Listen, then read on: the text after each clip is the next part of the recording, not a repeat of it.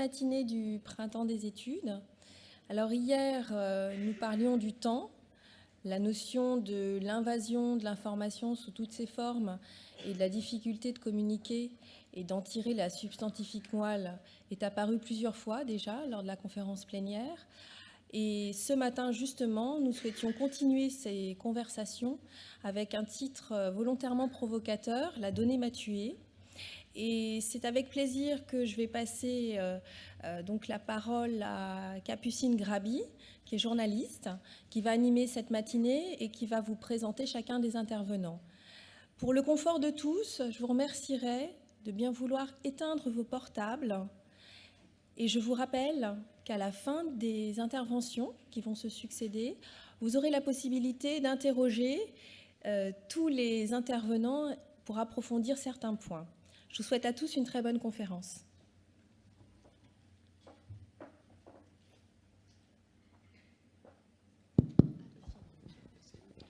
Bonjour à toutes et à tous, bienvenue dans cette table ronde.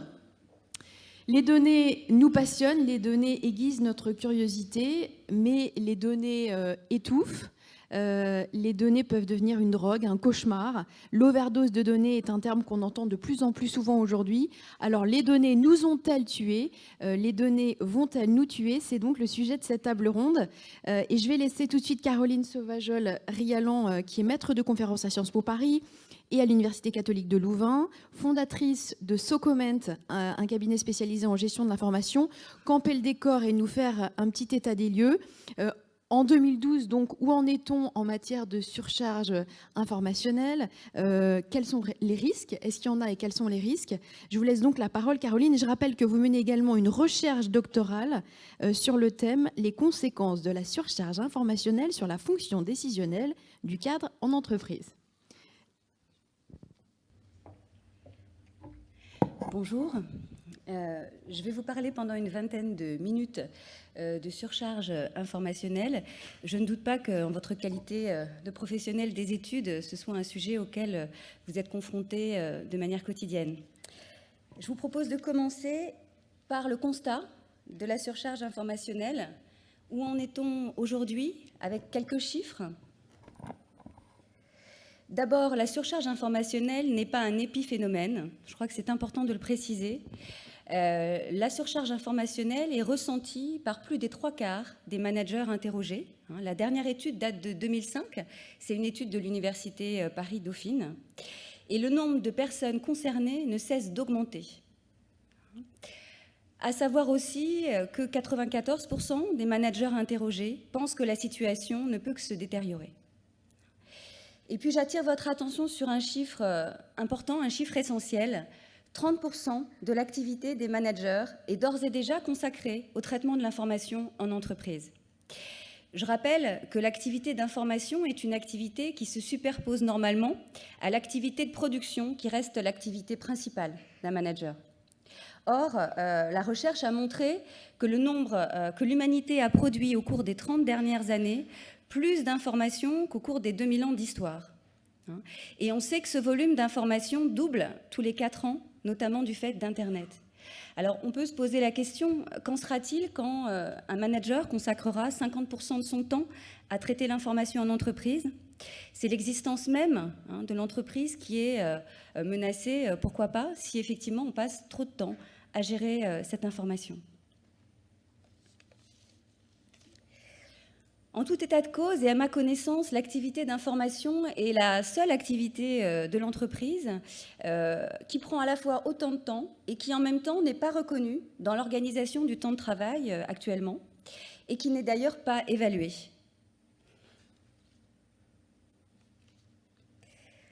Alors, un rappel sur les enjeux de l'information au sein de l'organisation. Finalement, à quoi ça sert l'information en organisation? L'information, ça sert à prendre une décision de manière éclairée. Vous y êtes tous confrontés. En fait, les études, ça sert à quoi? Ce sont des aides à la décision au sein de l'entreprise. Alors, comment ça se passe? En fait, l'information intervient comme un réducteur d'incertitude. L'information permet à la fois de comprendre son environnement et de se situer à l'intérieur de celui-ci. Donc, c'est un réducteur d'incertitude. On sait aujourd'hui, la recherche a montré qu'il est admis qu'il existe un nombre optimal d'informations à recueillir et qu'au-delà de ce nombre d'informations, la qualité du processus décisionnel baisse. Or, on sait que toutes les personnes ont naturellement tendance à vouloir accroître leur nombre d'informations pour se rassurer avant de prendre une décision. Donc, c'est un enjeu majeur, la qualité du processus décisionnel, bien évidemment.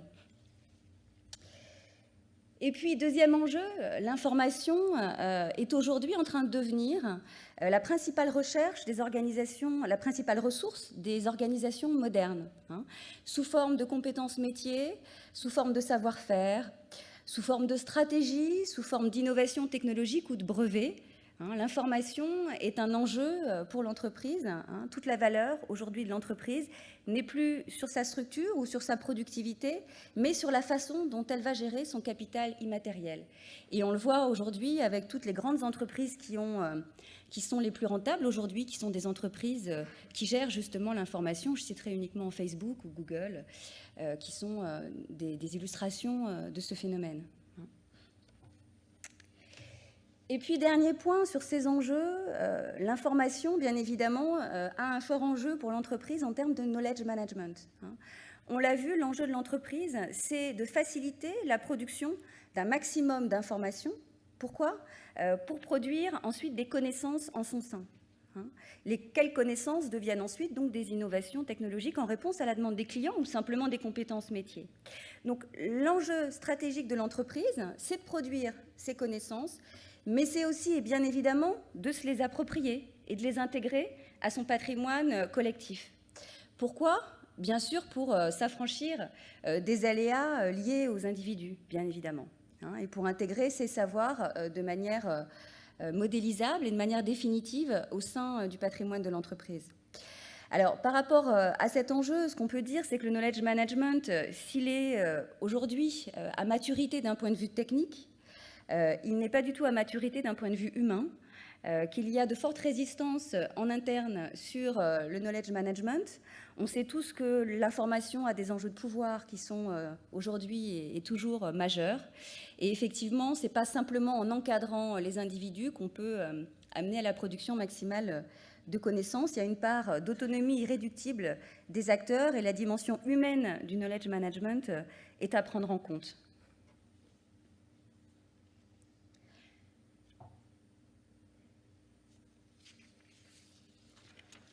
Alors, on vient de le voir, l'objectif pour l'organisation, c'est effectivement de faciliter et de favoriser la production du maximum de connaissances au sein de l'organisation. C'est son enjeu stratégique. La connaissance étant, comme vous l'avez vu au slide précédent, la version la plus aboutie du savoir et en même temps le seul instrument de production qui n'est pas sujet à dépréciation. Alors, ce schéma a pour vocation de vous présenter comment se structure finalement la connaissance au sein de l'entreprise et distingue donc ce qu'on appelle la donnée de l'information, de la connaissance et pourquoi pas de la sagesse. Alors, ce qui fait la différence entre la donnée et l'information, c'est que la donnée est un fait brut qui n'a pas de sens pour l'individu, c'est simplement un fait qui n'a pas de sens en fonction de mon référentiel d'action.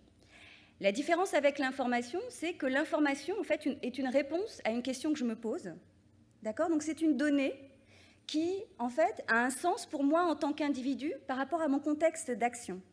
D'accord ? Donc, l'information, c'est quelque chose qui est utile pour moi, alors que la donnée est simplement un fait brut, tel qu'on en reçoit tous les jours quotidiennement. Donc, quand on dit qu'on est en surcharge informationnelle, je crois qu'il faudrait dire qu'en fait, on est en surcharge de données.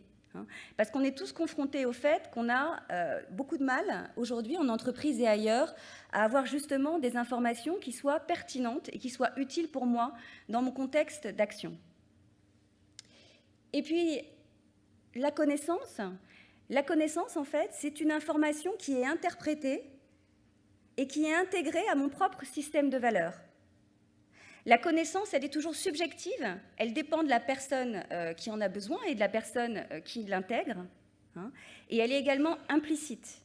Ce qui s'échange entre deux individus, c'est toujours de l'information, alors que la connaissance est toujours personnelle et elle dépend de la personne qui l'intègre.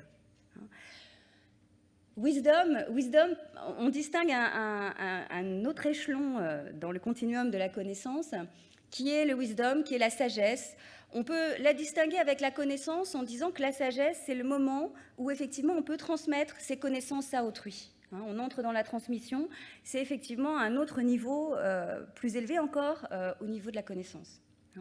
Alors, c'est très délicat en pratique au sein de l'entreprise de savoir à quel moment une donnée devient information, une information connaissance, et éventuellement une connaissance se transforme en sagesse. Ce qui est très important, c'est en fait que le système d'information de l'entreprise puisse faciliter cette capitalisation et puisse faciliter cette transformation de données en information et d'information en connaissance.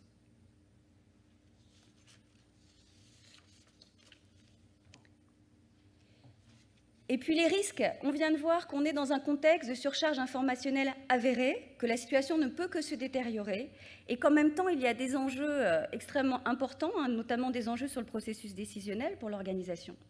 Alors finalement, quels sont les risques? Je les ai classés de manière tout à fait arbitraire et pour le confort de la présentation en risque pour l'entreprise et en risque sur les personnes.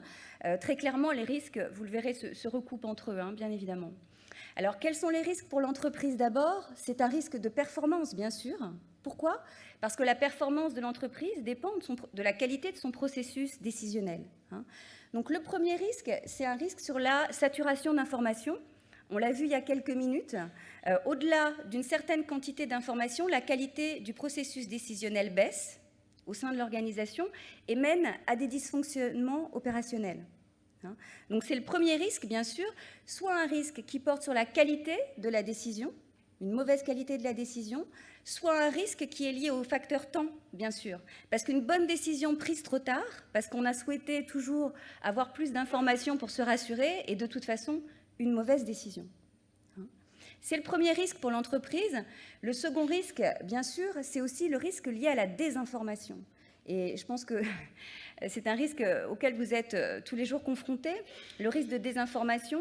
Il y a un consensus aujourd'hui des scientifiques sur le fait que la croissance de l'information se fait à qualité décroissante. Donc aujourd'hui, l'enjeu de l'information, il porte sur la qualité du filtre, bien évidemment. Et il n'est pas dans le volume. Et puis, deuxième type de risque, les risques qui portent sur les personnes. Et là, on est plus dans des risques psychosociaux.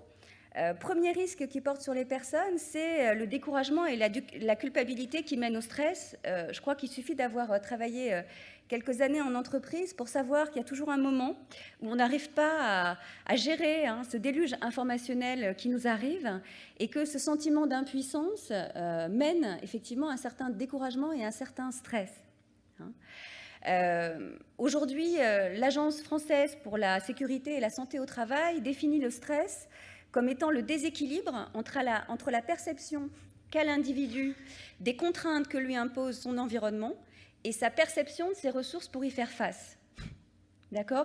Et on sait que les dépenses de stress sont aujourd'hui estimées à 10%, les dépenses liées au stress sont estimées à 10% des dépenses de sécurité sociale. Alors la surcharge informationnelle, bien sûr, n'est pas la seule en cause, mais néanmoins, il serait intéressant de se poser la question de la part dans ce stress qui est généré par le sentiment de surcharge informationnelle et communicationnelle. Et puis, je me suis intéressée aussi aux nouvelles formes de pathologie de l'intelligence. Alors là, c'est assez frappant. On connaît tous la cyberdépendance, bien sûr. Les études américaines estiment qu'à peu près 10% des internautes souffrent aujourd'hui de cyberdépendance. Alors on assiste aux États-Unis à la création de cliniques pour lutter contre la cyberdépendance partout, ça pousse comme des champignons. Mais il existe aussi d'autres formes de pathologie de l'intelligence.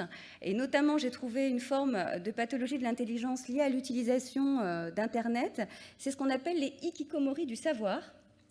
Alors, qu'est-ce que c'est le hikikomori du savoir? C'est le fait de se plonger en fait dans les labyrinthes documentaires d'Internet, d'être absorbé comme dans un trou noir cognitif. Et ce sont les gens qui, effectivement, à un moment donné, s'endorment sur leur ordinateur. Et quand ils se réveillent, il a pu se passer 1 heure, 7 heures, 8 heures, et ils ne savent plus ce qui s'est passé pendant cette période de temps. Et c'est une pathologie qui est en plein développement actuellement au Japon. Et puis une autre forme de pathologie qui est également intéressante et qui pour moi est liée à ces questions, c'est ce qu'on appelle le déficit d'attention. Le déficit d'attention, c'est une pathologie qui ne concerne pas que les enfants. On sait aujourd'hui que c'est une pathologie qui concerne également les adultes. Et on constate que, vous savez, c'est le déficit d'attention, c'est le fait de ne pas pouvoir se concentrer suffisamment longtemps sur quelque chose et d'être toujours dans la lune, de passer d'une action à une autre. C'est la fragmentation, en fait, de l'attention. Et il faut savoir que le médicament qui traite le déficit d'attention, c'est le méthylphénidate, la Ritaline. Et quand à mon époque, on prenait du Guronzan pour réviser ses examens, aujourd'hui, je le teste régulièrement auprès de mes étudiants. Les étudiants, de plus en plus, prennent de la Ritaline pour se préparer à leurs examens. Signe des temps, on prend maintenant du méthylphénidate pour arriver à se concentrer plusieurs heures d'affilée sur du travail. C'est quand même assez frappant. Et les prescriptions médicamenteuses de Ritaline aux États-Unis ont augmenté de 250% entre 1995 et 2000. Je n'ai pas de chiffres plus récents, mais aux États-Unis, plus de 250% de progression sur l'utilisation de ce médicament. Et puis, bien sûr, quand même vous parlez également des facteurs discriminants sur la surcharge informationnelle en fonction de l'individu. L'information n'est pas un en soi. Le ressenti de la surcharge, il est toujours individuel et il dépend effectivement de la personne qui a accès à cette information. Certaines personnes vont être en surcharge à 40 mails par jour, par exemple, et d'autres ne seront pas en surcharge à 140. C'est quelque chose qui est évidemment qui dépend de l'individu. Maintenant, il y a des facteurs discriminants. La recherche en a mis en avant un certain nombre, et notamment trois facteurs principaux. Le contexte lié à l'entreprise, le contexte lié à l'individu et le contexte lié au poste de travail. D'abord, le contexte lié à l'entreprise. Évidemment, vous l'aurez compris, plus la taille de l'entreprise est importante et plus on subit de surcharge informationnelle. Et puis également, on subit une surcharge informationnelle différente selon le secteur d'activité. Dans le secteur des télécoms, davantage de surcharge, bien sûr, que dans le secteur des BTP. Et puis le contexte lié à l'individu. Plus on est âgé et plus on est formé et plus on subit de surcharge informationnelle, c'est cohérent aussi. On est attaché à à d'autant plus de relations, à d'autant plus de systèmes d'information, plus on a d'expérience. Et puis le contexte également du sexe, qui est un facteur discriminant pour la surcharge informationnelle. Et là, c'est les hommes qui effectivement subissent plus de surcharge informationnelle et ressentent plus la surcharge informationnelle que les femmes. Je livre cette réflexion, je ne l'interpréterai pas, même si j'ai ma petite idée, je vous livre cette information parfaitement validée. Et puis enfin le contexte lié au poste de travail, bien sûr. Plus on a un éventail de collaborateurs et plus on subit de surcharge. Et puis un autre critère, c'est l'activité internationale, bien sûr. Quand on a une activité internationale, on subit beaucoup plus de surcharge informationnelle. Juste un petit clin d'œil avant de terminer cette présentation sur le courrier électronique, bien sûr. Le courrier électronique, c'est totalement paradoxal. C'est à la fois l'ingrédient central de la surcharge informationnelle aujourd'hui, reconnu par tous comme la principale cause de la surcharge informationnelle, et en même temps, le courrier électronique qui est devenu l'outil de travail dominant dans les organisations. Je rappelle quand même que le courrier électronique n'a que 15 ans d'âge, quasiment en France, et il est pourtant aujourd'hui devenu le principal outil de travail. Alors, juste également pour vous dire sur le courrier électronique, qu'il y a eu des études récentes qui sont très intéressantes sur le courrier électronique, qui montrent que le courrier électronique est mort et condamné à 10 ans. Alors pourquoi ? Parce que les jeunes ne l'utilisent pas. Parce que les jeunes ne l'utilisent pas, parce qu'en fait, le courrier électronique est déjà un outil de vieux. Voilà. Les jeunes n'utilisent pas le courrier électronique car à la fois ils le préfèrent des communications synchrones telles que la messagerie instantanée. Donc le courrier électronique est trop lent en fait pour les jeunes. Et puis la deuxième cause, c'est que bien sûr aussi les jeunes lui préfèrent les communications en réseau.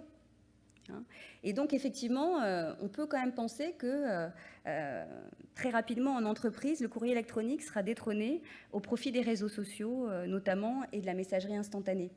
Alors l'année dernière, Thierry Breton a annoncé dans son organisation la fin du courrier électronique. J'avoue que dans un premier temps, je me suis dit merveilleux, mais par quoi le remplace-t-il donc? Eh bien, il le remplace par la messagerie instantanée. Et là, on peut effectivement légitimement s'inquiéter parce que le courrier électronique, qui est la principale cause de ce ressenti de surcharge, donc qui génère beaucoup de stress chez les salariés, qu'en sera-t-il de la messagerie instantanée? On peut quand même penser qu'effectivement la communication synchrone est pire d'un point de vue des risques psychosociaux que les communications de type asynchrone. Alors, en conclusion, je voulais simplement vous dire deux choses. Je pense qu'il y a deux questions majeures aujourd'hui autour de l'information. La première question, c'est celle de la qualité de l'information. Je pense qu'il faut absolument revaloriser l'information aujourd'hui au sein de l'entreprise et se poser la question de connaître sa véritable valeur ajoutée. Est-ce que la valeur ajoutée, elle est dans la volumétrie, elle est dans la quantité, ou est-ce que la valeur ajoutée, elle n'est pas dans l'analyse? Et je crois que là, il y a un fort enjeu pour nous tous. Et puis, deuxième question centrale autour de l'information, c'est celle de l'utilisateur. Je pense qu'il est très important de replacer l'utilisateur au centre de tous ces débats autour de l'information. On sait qu'aujourd'hui, ce n'est plus la simple mise à disposition de l'information qui fait l'information pertinente. Ce n'est pas en encadrant les personnes de logiciels ultra sophistiqués qu'on utilisera de façon efficace et performante l'information. Donc il est très important de se pencher sur la question des usages et des pratiques de l'information et de replacer la question de l'individu et de l'utilisateur de l'information au centre. La question de l'information, pour moi, n'est pas une question technologique, c'est une question culturelle. Voilà. Merci de votre attention.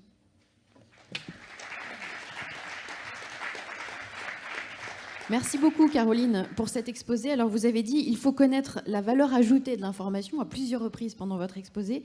Mais alors, comment savoir si une information est de qualité? Comment l'analyser? Si une donnée fait du bruit, est-elle forcément pertinente? Et surtout, comment travaillent ceux dont le métier est justement d'organiser, d'analyser les données, d'en tirer la substantifique moelle? Pour en parler, deux personnes qui sont autour de cette table. Pascal Carl, d'abord, directrice études et prospectives chez Auchan, et puis Georges Mao, responsable des études Europe du Sud chez Google. Bonjour à tous les deux. Georges Mao, on connaît tous Google, mais pas forcément le département études. Alors, est-ce que vous pouvez nous le présenter concrètement? Comment travaillez-vous? Comment a évolué ce département? Oui, bonjour à tous. Alors, ce département études chez Google, il a pour mission principalement de quantifier en fait les effets de la publicité en ligne et de montrer ces effets au regard d'objectifs que développent les partenaires annonceurs de Google. Donc on travaille aujourd'hui avec des instituts spécialisés sur tous ces thèmes et principalement sur trois grandes orientations. La première, c'est celle de la mesure dite cross-média. Alors on parle de cross-média avec une acceptation qui touche aux médias audiovisuels et électroniques, donc principalement la télévision, l'Internet fixe, l'Internet mobile, et puis aussi l'accès peut-être demain à des nouveaux appareils qui se connectent, comme les tablettes. Et un des enjeux par rapport à cette mesure, c'est d'arriver à mieux développer des outils de mesure qui nous permettent demain de planifier et de mieux quantifier les effets de la publicité et des contenus. Ça, c'est un des premiers thèmes sur lesquels on travaille. Un des deuxièmes thèmes sur lesquels on travaille, c'est la mesure du retour sur investissement et des effets du digital sur les magasins. L'activité de Google, l'activité de nos clients a été beaucoup portée par une activité tournée autour du e-commerce, ça l'est toujours, mais de plus en plus, des entreprises dites traditionnelles ont besoin aussi de comprendre que visiter un site, développer de la publicité en ligne, a des effets qui vont au-delà de la création de trafic sur leur site ou des transactions en ligne qui sont opérées, mais aussi probablement dans la capacité à pouvoir développer un sentiment positif chez les consommateurs et puis de développer des flux de trafic et de vente en magasin. Donc on s'attache à travailler sur des systèmes avec les instituts pour essayer de repérer la sophistication des effets et des flux de trafic et comprendre quelles sont les interactions entre le digital et le monde réel. Et puis un troisième pan, qui est aussi un pan de recherche qui accompagne ces thèmes-là, c'est le pan sur les nouveaux usages. Principalement aujourd'hui dans une orientation qui vise à comprendre un peu ce que font les consommateurs des nouveaux terminaux comme les smartphones ou les tablettes, et de donner matière à comprendre si, dans des situations de mobilité ou dans des situations de consommation d'autres médias, on peut trouver des effets et mettre en perspective pour nos annonceurs et nous-mêmes des éléments qui amènent à détecter des opportunités, de développer des contenus ou de faire encore de la publicité. Caroline Sauvajol disait il y a quelques minutes, on a du mal à avoir une information pertinente. Comment est-ce que selon vous la sélection d'informations elle devient éminemment stratégique? Alors la réponse est oui. Évidemment oui. Là, on est dans un environnement de données surabondant. C'est vrai en interne, c'est aussi vrai avec la profusion de dispositifs externes. Je dirais qu'aujourd'hui... Vous aviez anticipé justement cette profusion de données il y a encore quelques années, ou vous avez été surpris par ce déluge de données? Sur un plan personnel, ça fait quelques années que je travaille dans les études de marché, donc on a vu se développer, l'arrivée d'Internet a certainement beaucoup contribué aussi à cela, une profusion aujourd'hui de moyens de mise à disposition d'informations, de données. Et donc précisément, je pense que l'enjeu, quand on le regarde, c'est de distinguer ce que vous avez fait tout à l'heure dans la conférence et qui est à mes yeux essentiel, la donnée de l'information, et bien repérer ce qui est de la qualité de la donnée et ce qui est de la qualité de l'analyse qui va être faite de cette donnée. Et donc au final... Est-ce que vous pouvez être plus précis justement? Bien sûr.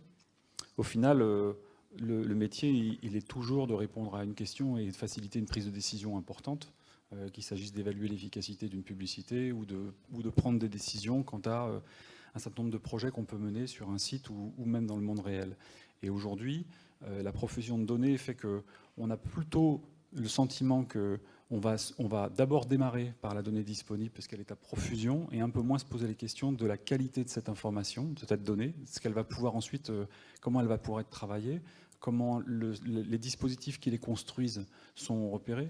Je pense qu'il y a un manque de recul par rapport à l'analyse de cette donnée primaire et de son exploitation. Donc c'est un peu contre-intuitif, mais ce qu'on essaie de faire en travaillant en partenariat avec des instituts, c'est d'établir ce regard critique auprès de ce champ d'exploitation de données et de se poser les questions fondamentales sur comment elles sont collectées. Oui. Pour que ce soit bien clair pour tout le monde, est-ce que vous pourriez nous donner un exemple? J'ai souvent l'occasion de donner un parallèle, des données descriptives et puis des processus d'explication. Donner la météo, c'est une donnée qui décrit le temps qu'il fait, mais ce n'est pas pour autant qu'aujourd'hui, cette information va nous permettre de décrire le phénomène ou d'expliquer quelque chose qui va résulter de cette météo. Pourtant, les météorologues essaient justement d'expliquer de plus en plus les phénomènes. Absolument, donc ils s'appuient sur ces données. Donc l'important, c'est d'avoir un matériau de base qui soit fiable, qui soit stable dans le temps, dont par exemple on puisse avoir un nombre d'observations suffisant, qu'on puisse expliquer comment elle est construite. Pour donner un exemple qui peut parler un peu plus précisément, quand on parle de trafic sur un site, encore faut-il savoir si la mesure de ce trafic est repérée par des moyens qui sont fiables ou reconnus ou qui viennent exprimer correctement l'expression de ce trafic. Par exemple, quand on pose des capteurs électroniques sur un site, des tags, est-ce qu'on a tagué toutes les pages? C'est un élément. Est-ce qu'on a pu auditer et est-ce qu'on s'est assuré que cette information est stable et constante dans le temps, qu'elle représente un phénomène? Ce sont des informations qui sont la base même en fait, d'un terreau de qualité pour exploiter l'information. Une fois qu'on a fait ce travail, et souvent appuyé en fait, par le savoir-faire des instituts qui les produisent et qui peuvent éclairer plus facilement la rigueur avec laquelle ils la produisent, le cadre et les limites aussi de l'exploitation de ces informations. Là, on passe ensuite à un processus d'analyse où on va essayer de fournir un peu plus de valeur ajoutée au traitement qui est fait de cette information. Mais je dirais que l'apport sur la qualité de la donnée, c'est un élément absolument fondamental si on veut passer à l'étape supplémentaire. Alors, on va prendre un autre exemple, celui d'Auchan. Pascal Carle, quel type de données est-ce que vous gérez au quotidien? Alors, nous avons énormément de données. On a évidemment d'abord toutes les données de descriptif des populations au niveau Global France, au niveau géomarketing, donc des données sur les profils, sur les revenus, sur l'habitat, les potentiels de consommation, etc. Bien sûr, des données des panels distributeurs et des panels consommateurs. Nous avons des études ad hoc qu'on peut faire quantique, quali, Internet, face à face, téléphone. Nous avons les données des porteurs de cartes, puisque nous avons 5 millions de porteurs de cartes actifs dont on peut suivre les comportements d'achat. Et puis, on a aussi tout ce qui est remontée des clients, et ce qui est très utilisé chez nous, donc toutes les remontées par mail. On a un outil qui s'appelle la voix des clients, où les clients peuvent s'adresser directement, où les collaborateurs peuvent faire parvenir ce que disent les clients. Et puis, en plus de ça, il y a bien sûr tout ce qui est veille Internet. On a des cellules de veille organisées par secteur, où on sait à peu près tout ce qui se passe dans tous les domaines, par métier et par pays. Donc, on a énormément de données. Alors Pascal Carl vient de nous parler des comportements d'achat des consommateurs. Georges Mahot, est-ce que vous avez pu, vous, établir des liens entre une recherche sur Google et un achat sur Internet ? Alors, le lien entre la recherche sur Google et un achat sur Internet, c'est probablement ce qui est le plus aisé, puisqu'on peut suivre par des systèmes de mesure le processus qui va de cette recherche jusqu'au trafic sur le site, et puis la conversion. Ce qu'on essaie de faire aujourd'hui, c'est d'essayer de recenser si on peut démontrer des liens entre la visite sur un site faite par une recherche et des effets de trafic et de vente en magasin. Ce qui est plus compliqué parce que là, pour le coup, on n'a pas d'informations qui viennent de bout en bout aligner l'information et expliquer de manière causale et explicable de manière certaine que cette visite a été ensuite déclenchée un achat. Donc c'est vers ces pans d'informations plus complexes qu'on va de plus en plus se projeter pour mieux lier le monde du digital au monde réel et essayer d'expliquer plus favorablement à des annonceurs dont une grande partie de l'activité est encore faite et sera toujours faite en magasin, qu'aujourd'hui le digital, l'Internet, peut avoir un intérêt, en particulier la recherche. Est-ce que vous diriez que le déluge de données auquel on assiste est plutôt une opportunité pour le monde des études ? Moi, je pense que oui. Je pense que ça replace la fonction étude dans une fonction d'expertise et de décision. On parlait de hiérarchisation, on parlait de mise en perspective, et c'est de plus en plus important pour nos managers, nos équipes de direction qui ont affaire à des choix complexes et qui ont aujourd'hui un choix dans les méthodes qui aident à la prise de décision qui s'est multiplié. Donc le travail de l'homme de l'art, du responsable étude, il doit de plus en plus tendre en fait vers l'accompagnement de cette prise de décision, vers le conseil interne, vers l'expertise. Et ça, en soi, on s'appuie aussi, nous, très fortement sur l'expertise des instituts qui a été développée dans le conseil pour pouvoir aider à hiérarchiser et à fournir des cadres, une architecture. On est finalement un petit peu l'architecte des données, dans une certaine mesure. On va décider du cahier des charges, on va expliquer pourquoi il faut faire un mur en briques plutôt qu'un mur en bois, et on va donner une perspective à ça qui va aider en fait notre équipe de management à prendre des décisions de plus en plus éclairées. Alors donc dans cette matière-là, si on prend l'acceptation des études comme une partie d'aide à la décision, au stricto sensu, je pense que c'est une vraie façon de la valoriser. Si au contraire on se tourne vers une fonction de production d'informations, je pense que c'est un combat qui est très difficile parce que la profusion de données disponibles fait que c'est un combat qui est difficile à expliquer. Alors, je vois vos petits camarades derrière qui n'arrêtent pas de parler, qui ont envie de s'exprimer. Bon, ils n'ont pas vraiment le droit parce que c'est pas le moment. Mais bon, je donne quand même la parole à Hélène Zeytoun qui a vraiment quelque chose à nous dire. Merci. Ça parle des études, donc ça nous concerne aussi un petit peu. En fait, j'abonde complètement en ce sens où cette multiplication de données, en fait, elle vient d'univers qui sont un peu différents finalement, parce que plus la technologie se développe, plus on a des données qui viennent de Twitter, de Facebook, de millions de sources, en fait, plus ça va, plus ces sources sont presque déconnectées les unes des autres. Parce que les individus connectent plus ou moins, mais pas de la même manière. Quand on récupère l'information, elle est finalement déconnectée. Et c'est a fortiori à ce moment-là que les études doivent réfléchir un peu différemment dans leur manière de faire et dans leur manière de penser, parce que précisément, leur rôle, c'est pas de mettre juste un peu d'intelligence dessus, parce que tout le monde a une forme d'intelligence quand même, mais c'est de passer à l'étape d'après, qui est une étape d'intégration, une étape d'agrégation en fait de cette information. Et ce qui compte, c'est pas il faut le faire, c'est comment le faire. Et donc précisément, je pense que vous nous tendez la balle en fait, c'est pour ça que j'avais envie de prendre la parole, que précisément l'industrie des études a quelque chose à faire là, vraiment, sur le plan et technologique et scientifique et humain. Comme vous l'avez dit madame, en fait la dimension humaine est fondamentale dans l'appréhension de l'intégration de ces données. Et ensuite c'est le comment qui se pose, pas la question, donc je ne vais pas rentrer là-dedans, mais c'est pas simple, hein. Mais c'est sur le comment qu'on travaille. Juste, si je comprends bien vos propos, c'est essentiel ce que vous venez de dire. On est finalement devant un paradoxe. On est dans un monde de plus en plus connecté, avec des données. Absolument. J'ai compris, donc quelque chose. Et avec des données qui sont de moins en moins connectées. Comment C'est ce que expliquez-vous je ce pense. paradoxe?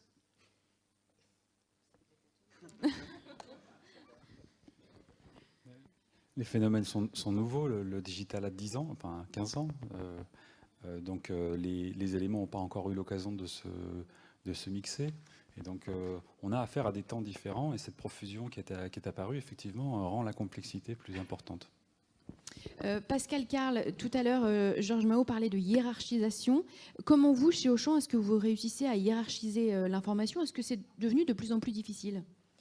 C'est de plus en plus difficile. Et donc, nous, notre démarche, c'est toujours de remettre au centre la question. On fait beaucoup travailler les gens sur quelle est votre problématique, qu'est-ce que vous recherchez réellement. Et quand on a une question qui est bien formulée, on voit assez vite quelle méthodologie, qu'est-ce qu'on peut utiliser. Mais on a plusieurs écueils. Le premier écueil, c'est qu'il y a la profusion des données. Donc, quand les gens reçoivent X questions d'une bannière qui est mise sur Internet et avec des réponses, donc il y a cette espèce de fascination pour la volumétrie qui fait que s'il y a 10 000 répondants, ça doit être juste. Ensuite, il y a quelque chose qu'on utilise beaucoup chez nous qui est plus qualitatif, qui sont des tables rondes, des visites chez l'habitant, des accompagnements clients. Et là, notre deuxième danger, c'est la fascination de l'émotionnel. C'est-à-dire que ce qui est dit par des gens avec des mots bien particuliers, ça va plus peser que l'étude qui arrive avec des chiffres un petit peu froids.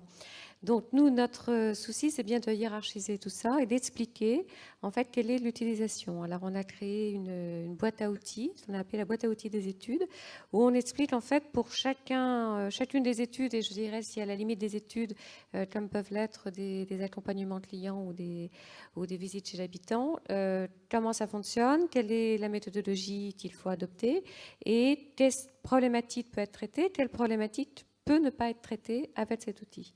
Donc en fait, c'est beaucoup de pédagogie qu'il faut pour essayer que les gens puissent discerner et leur expliquer que s'il y a 10 000 personnes qui répondent à un moment donné, mais que ce n'est pas représentatif, ça n'a aucun intérêt. Donc on a ce rôle d'accompagnement. Et on a un deuxième rôle, et je pense que le mot a été utilisé déjà tout à l'heure, qui est un rôle d'intégration de données. C'est-à-dire qu'on n'a pas à rediffuser des données brutes, ça n'a aucun intérêt. Et nous, on a beaucoup travaillé à faire de l'intégration automatisée de données. Si je prends un exemple simple pour un magasin qui a beaucoup de sources d'informations, on a travaillé avec un prestataire qui nous donne pour chacun des magasins un petit rapport de 100 pages où je vais avoir les données que l'on a trouvées pertinentes en géomarketing, les données qui sont issues des études d'image, des études de satisfaction, des données par de marché, ces données à lui sur les porteurs de cartes. Et ça permet ensuite au chargé d'études d'apporter réellement de la valeur ajoutée, puisque tout le premier travail de données a été fait. Et s'il veut travailler sur le rayon fruits et légumes, il peut ajouter, s'il le souhaite, ce qu'il a vu en veille concurrentielle sur Internet. Sa valeur ajoutée, c'est de compléter un premier document qui est celui d'intégrateur de données. Donc il faut vraiment faire attention à ce que notre travail, nous, études, soit dans la valeur ajoutée de l'analyse et non pas dans la production. Alors, Laurent Zeller de Nielsen voudrait s'exprimer. Je vais quand même peut-être vous présenter parce que du coup, on ne sait pas qui vous êtes. Donc, Lionel Jouff, présidente de Bayesia à ma gauche. Bonjour. Stéphane Marcel de TNS. Bonjour. Laurent Zeller, PDG de Nielsen France, donc au bout. Et Hélène Zetoun qui s'exprimait tout à l'heure, présidente de GfK ISL. Je vous en prie. Oui, juste un petit mot pour rebondir sur ce qu'a dit Pascal avec le terme d'intégration. Dans notre profession, il y a un certain nombre presque de gros mots. L'intégration, l'industrialisation. On n'aime pas beaucoup ces termes dans le marché des études. Or, ce n'est pas des gros mots, c'est des mots extrêmement sérieux. Et je pense que l'intégration de données, c'est clairement l'enjeu de toute notre profession, à la fois en institut, mais aussi chez les annonceurs. Parce qu'en fait, le marché des études, c'est segmenté par type d'études, par type de source finalement. Et donc on a des grands spécialistes qui sont d'ailleurs dans cette salle ou là-haut, de segments d'études. Et quand Hélène disait le consommateur est très connecté, mais l'information est très déconnectée, ça montre bien que l'enjeu va être l'enjeu de l'intégration. Et l'enjeu de l'intégration passera par une forme qui peut paraître pas très drôle, mais qui est l'industrialisation. aujourd'hui, pour un annonceur, qualifier sa marque sur un certain nombre d'indicateurs, on est un peu dans le monde de la dictature du KPI, c'est simple et c'est compliqué. C'est simple parce que si on prend tous les outils d'études qu'on a, on peut qualifier sa marque sur probablement 150 ou 200 indicateurs pertinents. En réalité, l'intégration, ça passe par une réduction de l'information. Ça ne veut pas dire être réducteur, mais ça veut dire organiser et prédigérer l'information et bien penser à ce que moi j'appelle les touch points. Quelles données parlent à quelles données? Une fois qu'on a fait ce travail-là, on peut intégrer industriellement et de manière relativement intelligente. Je crois que c'est ça l'enjeu de notre profession. On a trop d'indicateurs, trop d'outils de mesure, et ils ne se parlent pas les uns avec les autres. Je peux compléter ou réagir? Mais je vous en prie. Merci. Il y a un point qui me paraît important qu'on a évoqué ce matin assez rapidement, c'est que d'un côté, on a une inflation des systèmes, des machines, des objets, et on a réintroduit quelque chose qui est aussi un enjeu pour notre industrie et qui me paraît fondamental, c'est la dimension humaine. Et ça paraît presque paradoxal de ce point de vue-là, tellement les machines, les objets, les systèmes d'information, quels qu'ils soient, offrent aujourd'hui des possibilités. C'est aussi parce que ce qui nous importe, c'est la question du sens. Le sens, c'est la direction qu'on va donner à une recherche, tout le monde l'a dit. On ne peut répondre à une question que si déjà la question est posée. Et de ce point de vue-là, ce qui se passe sur Internet, c'est une possibilité que l'on exploiterait ou pas d'avoir une information. Et on va y trouver des choses qui sont accessibles que si on a quelque chose en tête. Je m'explique. Il y a une illusion, grande illusion, qui est celle que aujourd'hui la donnée et l'information deviendraient gratuites, accessibles, et ça crée en partie ce sentiment d'obésité ou d'infobésité. Alors, s'il y a infobésité, c'est qu'il y a malbouffe, et c'est aussi qu'il y a ce sentiment permanent que l'on pourrait trouver des choses, notamment sur Internet. Or, on ne trouve que ce que l'on peut chercher, et moi, je crois que par rapport à cela, le point qui m'importe le plus, c'est de savoir finalement à quoi servent les données et les informations que l'on va fournir, et aussi bien Pascal que Georges l'ont évoqué. Et moi, je crois que pour cela, il nous faut réinjecter des systèmes, comme le disait Laurent, mais aussi des individus et des gens. Et pour revenir à la question fondamentale qui est la question de la valeur, on sait tous que la valeur n'est pas que dans les systèmes, n'est pas uniquement dans les outils d'information, et que ça passe par une implication très importante du cerveau des individus qui vont donner ce sens. Je peux rebondir? Oui, merci. Par rapport aux gens, je suis d'accord, mais je pense que ça va un cran plus loin en fait. Il s'agit d'organisation. Pour faire le lien avec ce que disait Laurent, on est dans un monde de silos, on s'est créé des silos. Il y a un côté positif parce que ça crée des expertises et on a besoin d'expertise. En revanche, le challenge, c'est comment faire en sorte, c'est le comment, je reviens au comment faire en sorte, et pas seulement avec l'engineering, même s'il le faut absolument, sans ça, c'est un must-have obligé, mais comment est-ce qu'on fait pour intégrer la dimension humaine? En fait, je pense que c'est encore plus un problème d'organisation, et chez les annonceurs, et dans les instituts, et dans les gens qui gèrent l'information, on va dire, encore plus qu'un problème humain, parce qu'il y a des gens intelligents partout. Il y a plein de gens qui sont capables de transformer plein de données en simplification, mais c'est beaucoup plus que ça, c'est de l'organisation, et ça, c'est pas simple. L'overdose de données, on a compris que l'overdose de données obligeait le monde des études à se renouveler. J'ai envie de vous demander, depuis quand vous en avez pris conscience, Laurent Zeller? Est-ce qu'il y a eu un élément déclencheur, finalement? Pris conscience, certainement. Rien de nouveau. Je pense qu'on le sait depuis à peu près une quinzaine d'années et on s'y prépare depuis une quinzaine d'années. C'est assez simple de s'y préparer en réalité. Un peu comme l'industrie de la téléphonie, c'est une question de largeur de bande, de largeur de tuyau. Donc on s'y préparait, on a élargi les tuyaux. Je reviens un instant sur la notion des gens. On n'a pas que des plombiers chez Nielsen. Ce n'est pas qu'une histoire de largeur de tuyaux. Et je pense que dans la profession, et par rapport à l'enjeu de l'intégration de données, qui est, à mon avis, vraiment le sens futur de notre industrie. On recherche des gens qui sont des moutons à 5 pattes.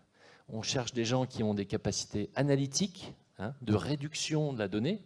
Encore une fois, ça ne veut pas dire réduire bêtement, mais ça veut dire réduire intelligemment, simplifier intelligemment. On cherche des gens qui sont ludiques, c'est-à-dire notre matière première, en fait, elle est très aride, elle n'est pas très drôle. Donc il faut savoir la faire chanter, il faut savoir raconter une histoire. Et la troisième chose, c'est qu'il faut qu'il y ait des gens qui aient le sens de la relation client, de la relation commerciale. Et ces trois qualités, en fait, dans les processus de recrutement, elles sont un peu antinomiques 2 à 2. On peut trouver des gens extrêmement analytiques qui aiment se prendre le chou devant des tableaux de chiffres ou des écrans pendant des heures, mais quand il va s'agir d'exprimer une histoire avec ce que j'appelle souvent en interne chez Nielsen les 10 slides qui tuent et pas les 200, là c'est plus difficile quelquefois. Donc quel a été l'élément déclencheur, juste pour terminer par rapport à votre question? Je crois que petit à petit, en tout cas dans le monde des panels où je suis, on est en train de s'affranchir des échantillons. On a bougé déjà dans ce qu'on appelle le census, en panel distributeur maintenant, Nielsen ou notre concurrent Symphony IRI, est dans un système de mesure, de sismographe des parts de marché. Il n'y a plus d'échantillons. C'est les 8000 hyper et super de France qui tombent tous les jours. Et c'est comme ça que... Ça a été une grande révolution, ça a été un déluge de données, mais ça a été un bon déluge. La deuxième chose qui est en train de se passer dans la donnée consommateur, cette fois-ci, non plus magasin mais consommateur, et qui est une forme de census, ce sont ce dont parlait Pascal, c'est-à-dire les cartes de fidélité des enseignes. C'est d'une certaine manière le census de la donnée consommateur, avec des enjeux qui est comment on connecte le consommateur à travers différentes enseignes, ça c'est un autre enjeu qui est compliqué. Donc oui, il y a eu des phénomènes déclencheurs. Certainement, la mise à disposition de la totalité des magasins français, la mise à disposition et l'encartage de quasiment toute la population française, ça a été des phénomènes absolument déclencheurs dans l'industrie. Et intéressant, passionnant d'ailleurs. Il y a juste un dernier mot pour terminer. Depuis ce matin, depuis le début de la conférence, on a parlé de l'avalanche de données, du déluge. On a utilisé des mots relativement négatifs, en disant c'est terrible, on n'arrive plus à nager là-dedans. En fait, la donnée, elle peut tuer, c'est vrai. On voit vraiment les points négatifs, mais pas vraiment positifs. Mais oui, mais un chiffre qui est une moyenne peut être un chiffre très réducteur. Derrière une moyenne, il se cache plein de points qui sont très différents les uns les autres et dont l'agrégat s'appelle une moyenne. Un chiffre moyen, c'est un chiffre dangereux. Un chiffre désagrégé, où on revient aux écarts, c'est un chiffre intelligent. Ce sont des chiffres intelligents. C'est ça la différence. Alors, attendez, oui, alors je vous présente donc Bayésia. Oui. Je suis d'accord, il n'y a pas vraiment de chiffres intelligents. Ce n'est pas les chiffres qui sont intelligents, oui, ça serait plutôt le modèle qui est derrière, parce que faire une moyenne, c'est déjà une simplification. Après, le désagréger, il faut encore savoir avec qui, quelles sont les variables qui viennent intégrer. Alors, on a compris que la demande de valeur était croissante. Stéphane Marcel, est-ce qu'on peut pour autant parler carrément de challenge de la valeur aujourd'hui ? Oui, mais je voudrais déplacer la question vers la question de ce que les Anglais appellent value for money, parce que d'abord, il y a plusieurs champs de valeur. Tout à l'heure, vous insistiez sur la dimension de valeur ajoutée. Un des challenges de notre industrie, c'est déjà d'apporter de la valeur. Je prends un exemple très concret sur des marchés émergents qui intéressent beaucoup d'entreprises internationales. La première mesure, la première fois que l'on va interroger des clients, des consommateurs, des prospects, on va être dans une valeur assez simple qui est le premier niveau d'information. Et il y a encore des tas d'univers où on découvre. Paradoxalement, vous parlez négativement de l'avalanche, et paradoxalement, il y a des tas d'endroits où on découvre des choses et où on a besoin de nouvelles informations et de nouvelles données. De ce point de vue-là, la première mesure peut être un élément important. Il y a d'autres éléments de valeur qui sont liés à la rapidité. Certains parlent de dictature de l'urgence. On vit tous dans un monde où le temps est réduit, et notamment le temps de décision chez des entreprises comme celles qui sont représentées. Et parfois, on a aussi des challenges de rapidité. Tester rapidement un concept dans l'univers alimentaire en Chine ou en Afrique apporte de la valeur. Et de ce point de vue-là, le challenge, qui est un challenge important pour nous, c'est celui de trouver la bonne équation de valeur, pas toujours ajoutée, puisqu'on a parfois des valeurs d'usage. La rapidité, c'est une valeur d'usage très importante. Trouver le bon challenge de valeur dans un système temps-budget relativement compliqué. Et ça, c'est quelque chose qui est un élément important parce qu'on voit bien un élément assez paradoxal pour notre industrie ou marché. Il y a de plus en plus d'informations ou de données. De plus en plus d'entreprises, malgré les souffrances décrites par Madame, continuent d'en acheter. Le marché des études, c'est un marché en croissance à l'échelon international. Et comme parallèlement, avec l'arrivée du online, on sait que c'est un marché qui produit des effets déflationnistes. Autrement dit que pour la même valeur, les gens ont de plus en plus d'études, d'échantillons et des choses assez larges. On a aujourd'hui, d'un côté, de plus en plus d'informations et de l'autre côté, un sentiment de pression accrue avec des challenges qui sont des challenges de valeur pour argent, pour faire une modeste traduction de l'anglais, qui sont pour nous un challenge permanent. Et j'y rajoute la dimension humaine. Hélène disait, les gens, tout le monde a de l'intelligence, bien sûr, mais c'est quelque chose qui a de la valeur. Et cette valeur-là, on voit bien que c'est aussi un challenge permanent pour les sociétés comme les nôtres. Je vais prendre l'exemple de l'univers des études qualitatives que je connais bien, où on a un besoin de seniorité, de compréhension des marchés, des univers, et où on a une tension sur les prix et sur les délais, qui crée un challenge permanent qui est celui de notre adaptation aux contraintes du client. Donc je ne parlerai pas d'un challenge de valeur ou de valeur ajoutée, mais de challenge permanent qui consiste à essayer de s'adapter face à un brief ou une problématique donnée et à adapter le bon challenge de valeur qui peut être de différentes natures. Sur la valeur, c'est un mot important. Et je trouve qu'avant de parler de valeur, il faut savoir ce dont on parle. Et qu'est-ce que c'est la valeur ? Et quand on ramène ça à la donnée, puisque là on parle d'exploitation intelligente de la donnée, je pense qu'il y a plusieurs éléments importants aujourd'hui de ce qu'on attend de la valeur, et je pense qu'il faut qu'on soit clair, parce que sinon la valeur est partout. C'est la valeur dans le sens de l'information qu'on a en main, enfin pardon, la donnée qu'on a en main. Est-ce qu'elle a une valeur en ce sens, une validité interne ? C'est fondamental de le dire. On est dans un univers qui gère des données, qui les transforme en informations et qui essaye d'aller jusqu'à votre wisdom. Donc il est fondamental de savoir ce qu'on a en main. Et savoir ce qu'on a en main, c'est savoir si ce qu'on a mesuré ou ce qu'on a collecté est ce qu'on voulait collecter ou mesurer, par rapport à une question qui se pose, comme a dit Pascal tout à l'heure. Donc je voudrais remettre le débat par rapport à la réalité de ce qu'on a en main. Déjà savoir, avoir conscience de la réalité de ce qu'on a en main. Ce qu'on appelle la validité interne en termes scientifiques. On ne l'utilise pas assez dans le domaine des études et je pense qu'il faut vraiment le conscientiser. Le deuxième élément, c'est la validité externe. Et la validité externe, c'est tout simplement un certain nombre de processus qui nous amènent à aller dans le sens de la prédictibilité de ces données. Et là déjà, on commence à intégrer, on commence à rentrer dans... On enlève les silos, on essaie au maximum. Plus on le fait, mieux c'est, pour bien faire notre travail d'intégration, pour travailler avec des modèles intelligents, comme Lionel peut nous les décrire après. Mais en tout cas, là, on est dans un processus qui nous amène à transformer ces données et à pouvoir travailler ou essayer de se rapprocher au maximum d'une notion de valeur qui est très importante pour la prise de décision, qui est donc la prédictibilité ou l'effort de prédictibilité de l'ensemble de ces données. Et le troisième élément, c'est un élément de diffusion de cette validité, si j'ose dire. Et cet élément de diffusion, il est fondamental parce que si on s'arrête aux deux premiers, en fait, ça va toucher peu de monde et finalement, ça ne va pas rentrer dans les organisations, a fortiori quand elles sont internationales, a fortiori qu'elles sont gérées par des systèmes d'information complexes. Donc le troisième élément, c'est comment est-ce qu'on diffuse intelligemment, c'est pas le bon mot, c'est de manière en fait pertinente, de manière à ce que les gens puissent comprendre et avoir accès à cette validité interne-externe de manière facile, parce qu'ils sont débordés, parce que vous l'avez très bien décrit, et du coup, là, il y a encore un gap entre les deux.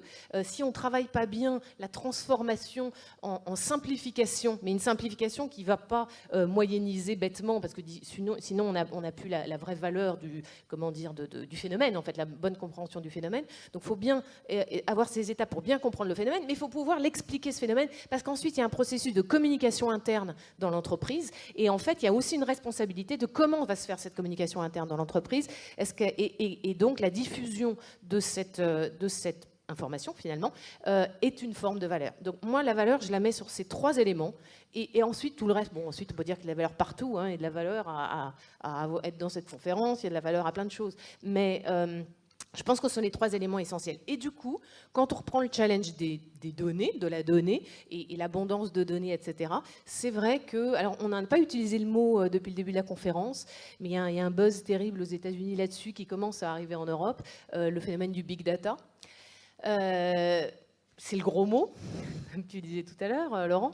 Mais ce big data, je pense que c'est le mauvais mot, en fait. J'aime pas trop quand on rentre dans une histoire de buzz. C'est pas encore terrible encore en France, mais ça va être de pire en pire dans les mois qui viennent.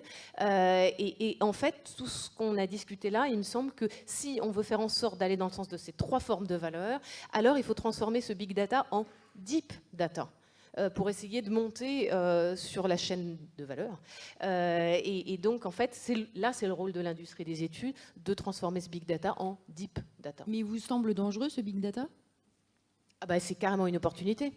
D'abord, c'est une réalité. Premier élément. 2, c'est une opportunité parce que ça permet d'avoir une diversité de sources qui est beaucoup plus la réalité des phénomènes. Si on a une seule source, on est juste à côté de la plaque. Or, on est censé faire de la prédictibilité.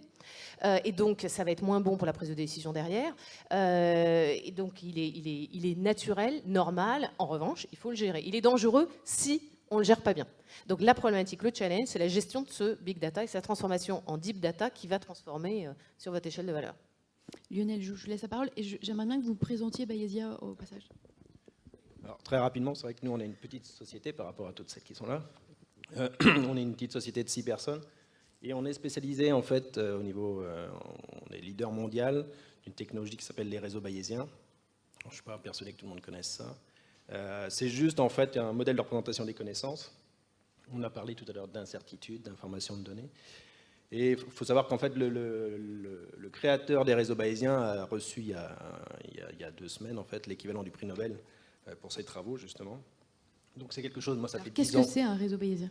Là, ça va être trop court, mais c'est un graphe. En fait, c'est quelque chose, on parlait tout à l'heure de communication de valeur. C'est l'avantage, c'est aussi la raison de notre succès, c'est que c'est quelque chose de graphique. Donc c'est si on parle vulgairement, ce sont des boules et des arcs. Donc c'est quelque chose, il n'y a pas besoin d'être polytechnicien pour comprendre ce que c'est. Donc on peut très bien aller après avec un réseau bayésien dans une réunion de board et présenter les résultats avec ça. Donc c'est le point super positif de la chose. C'est quelque chose d'ultra rigoureux. Donc on est sur la théorie des probabilités quand même. Donc on gère l'incertitude avec ça. Et on peut construire ces modèles, donc qui sont des systèmes experts probabilistes à la fin. On peut les construire de 2 manières, soit en qualitatif. C'est-à-dire que là, c'est pas le thème de la journée, puisque c'est quand on n'a pas de données ou trop peu. Et donc là, on va pomper la connaissance des experts pour créer ces graphes. Ou alors, quand on a des données, on va être capable de les créer automatiquement. Alors, pourquoi je voulais rebondir, c'est qu'en fait, c'est vrai que ça fait déjà 1 an et demi qu'on entend Big Data partout aux États-Unis. Nous, on s'amuse à polémiquer là-bas, mais parce qu'en fait, c'est vrai que c'est la tendance, mais on a des données, mais des fois, on peut passer des heures sur 5 variables, si on veut vraiment, et moi, c'est un mot qui me tient à cœur, c'est la causalité. On a juste, j'ai entendu tout à l'heure, chez Google, c'est vrai que là, quand on veut vraiment réfléchir à la causalité, c'est pas en gérant 10 000 variables. Donc déjà, avec 4-5, on peut déjà s'arracher les cheveux, vous voyez un peu le résultat. Ça fait déjà des années que j'y réfléchis. Et effectivement, c'est pas tellement là. Donc il y a la profusion de données, c'est très bien, mais après, il faut de l'intelligence pour aller sélectionner la bonne donnée. Ça fait des années qu'on parle parce que quand on fait de la causalité, il y a des fameux biais de sélection. Donc j'entendais tout à l'heure les encartés, tout ça. Donc c'est bien de faire des analyses là-dessus, mais il faut toujours avoir le contexte de d'où provient cette donnée. Cette donnée provient des encartés, donc il y a déjà un biais de sélection. On ne peut pas tirer des conclusions, parce que ça va être juste, ou alors ça va être des conclusions au champ. Mais il faut toujours avoir ça en tête, et souvent, on oublie ça. D'accord ? Donc il y a des exemples mémorables d'erreurs dans ce sens. Et il y a également aussi, donc, quand c'est causal, du coup ça devient prédictible. Donc c'est là, ça a quand même un énorme intérêt d'arriver à faire un modèle causal, mais ça se fait pas juste en analysant les données, il faut aussi mettre de l'intelligence et utiliser les bons outils pour faire ça, quoi. Est-ce que vous diriez que l'analyse des données peut permettre de construire des modèles? Ah, complètement, oui. C'est ce que je disais, en fait, on fait soit sans données avec les experts, soit avec des données, et le modèle, de toute façon, in fine, c'est pas juste presse-bouton, c'est-à-dire qu'il faut aussi utiliser l'intelligence des analystes pour aller construire le modèle. Mais ce sont vraiment des modèles, du coup, probabilistes. Ouais. Alors, Georges Mahouche. Oui, je vais juste illustrer un cas très concret. Tout à l'heure, on a parlé des différents champs d'application, que ce soit la mesure, par exemple, des effets sur les magasins du digital ou la mesure des effets croisés d'exposition média. C'est typiquement un cas d'exemple qui pose juste ce genre de questions. Ou, par exemple, quand on voit des campagnes publicitaires qui combinent à la fois télévision et digital, c'est très difficile de savoir quel est l'effet moteur ou de l'effet de synergie. C'est typiquement ce genre de questions fondamentales qu'on est amené à se poser aujourd'hui et qui font qu'on a du mal, qu'on a besoin de sophistiquer beaucoup plus nos schémas d'analyse. Et c'est en faisant comme ça, justement, en faisant tout ce qui est mix marketing et tout. C'est le cœur, c'est de se dire, je fais du causal en me disant, voilà, si je joue sur ce média, tout en fixant le reste, et c'est vrai que c'est une formule qu'on a entendue depuis qu'on est gamin, toutes choses étant égales par ailleurs. Alors sur le papier c'est facile, après au niveau mathématique ça l'est un peu plus. C'est un peu plus difficile de le faire. Mais bon, c'est vrai qu'il faut se poser la question de se dire quel est l'impact réel au niveau de la causalité de cette information-là. Laurent Zalière, je vous vois hocher la tête, vous êtes plutôt d'accord ou pas d'accord? Je suis très d'accord sur le fait que c'est la partie modèle dans nos entreprises, ça va être la partie qui va délivrer le plus de valeur ajoutée, parce que c'est de là que les décisions se prendront chez nos clients. C'est pas une boîte noire, c'est une boîte qui est assez transparente. Donc je suis d'accord là-dessus. Je pense que tous les modèles de marketing mixte doivent avoir justement la vertu d'intégrer des données, et des données causales qui viennent de plein de sources différentes. Interne, on en a déjà pas mal chez Nielsen par exemple. Externe, parce qu'on prend beaucoup de données du client. Il faut pas trop de variables à modéliser, je suis d'accord, mais il faut quand même beaucoup de variables explicatives ou potentiellement explicatives. Donc, je rebondissais parce que tout à l'heure vous avez un peu parlé de touch point, et c'est ça en fait. C'est vrai que des variables on peut en avoir 10 000, ouais. Mais in fine, si on a vraiment si on arrive à décrire ce petit univers, en termes de causalité sur la cible qu'on analyse, les 10 000, elles ne servent pas à grand-chose. Ouais. J'ai l'exemple, on travaille avec Dell actuellement et des Indiens qui travaillent pour eux. Et donc là, en les formant, on arrive à faire des modèles où ça va tourner autour de 20-30 variables importantes. Et les gens de Dell aux États-Unis disent, bah non, on vous a donné 140 variables, pourquoi vous ne les mettez pas toutes dedans, quoi? On les met toutes dedans, sauf qu'elles justement, ce ne sont pas des touchpoints, ce n'est pas direct. Donc si on veut vraiment se focaliser sur les effets directs, il n'y a pas besoin de prendre les 120 au-dessus. Mais absolument, Lionel. En fait, c'est là où j'essayais de dire tout à l'heure, réduire la donnée, c'est pas réducteur au sens où on l'entend. Simplifier la donnée, ça ne veut pas dire faire des analyses simplistes. Hein, mais c'est compliqué, c'est ce qu'il y a de plus compliqué. Tirer le jus de cervelle de la donnée, c'est ce qu'il y a de plus compliqué.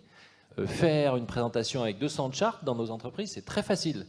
Sortir les 10 slides qui tuent, c'est très difficile. Et ça, c'est des systèmes et c'est la tête des gens. C'est pour ça qu'on revient à la notion de recruter les bons calibres. Voilà, justement, très intéressant, très bon tremplin. J'aimerais bien qu'on parle des chargés d'études et justement des gens que vous recrutez pour ce genre de job. Est-ce que vous avez du mal à mettre la main sur ce genre de talent aujourd'hui? Alors, nous, chez Nielsen, oui. Mais par la nature de ce que nos clients veulent et de ce que l'industrie cherche. J'ai dit tout à l'heure, c'est le mouton à 5 pattes ou peut-être à 3 pattes. Des gens qui ont une capacité analytique, c'est-à-dire à prendre un entonnoir de chiffres et vraiment en sortir c'est ce que j'appelle le jus de cervelle, hein, capacité analytique, capacité ludique. On est dans un métier où on se fiche du fait qu'il y avait 500 000 données au départ. On s'intéresse à raconter une histoire, avoir un fil rouge dans une présentation et être capable de déboucher sur 2 ou 3 recommandations qui vont être applicables par nos clients. Donc capacité analytique, compliquée, capacité ludique, 3, sens commercial et sens de la relation client. Ces trois qualités, comme je disais tout à l'heure, elles sont un peu antinomiques 2 à 2. Mais alors, vous les recrutez ou vous les formez? Je vous laisse la parole juste après. Alors, on les recrute, et c'est avec beaucoup d'humilité, parce que ce n'est pas une science exacte, le recrutement, sur la pondération de ces 3 critères. Et puis après, on les forme. Et ça prend du temps, parce que ce n'est pas forcément naturel, et il y a des gens toujours un peu déséquilibrés sur une des 3 qualités. Pascal? Oui, moi je voulais dire qu'on a exactement la même problématique dans l'entreprise, c'est-à-dire que si on ne sait pas nous vendre nos études en interne, ce qui se passe, c'est que nous avons, en tout cas dans notre entreprise, des tas de jeunes qui sont dynamiques, qui ont suivi des cours avec des études marketing, qui savent se servir d'Internet, et puis qui vont utiliser, comme ils le souhaitent, ce qu'ils veulent. Donc on a vraiment, nous aussi en interne, avoir des chargés d'études qui intègrent, qui savent faire des présentations attractives, qui les persuadent, et on a mis un outil en plus chez nous, qui est un outil de formation. Donc, tous les futurs directeurs de magasins ont obligatoirement dans leur cursus 2 jours de formation où on leur explique quelles sont les études, comment les utiliser, et on leur soumet une problématique. Ils doivent écrire eux-mêmes donc une problématique de magasin, faire des matrices FOM, etc., etc. Donc, il ne faut pas oublier que le travail de l'Institut est la première étape, mais que nous, on a un travail, je dirais, redoutable à faire en interne pour faire en sorte que ce soit les bonnes données qui soient utilisées. Hélène avait demandé la parole avant vous, mais je vous la donnerai après. J'ai envie de renvoyer la balle un petit peu aussi au monde académique et qui nous forme, les gens qu'on va recruter derrière, parce que se pose, et j'y suis particulièrement sensible étant également président de l'Association française de marketing, je pense que se pose une problématique qui est la problématique du marketing et ce qu'est le marketing aujourd'hui. Donc comment on recrute les gens du marketing et quelle est leur formation de base par rapport au marketing.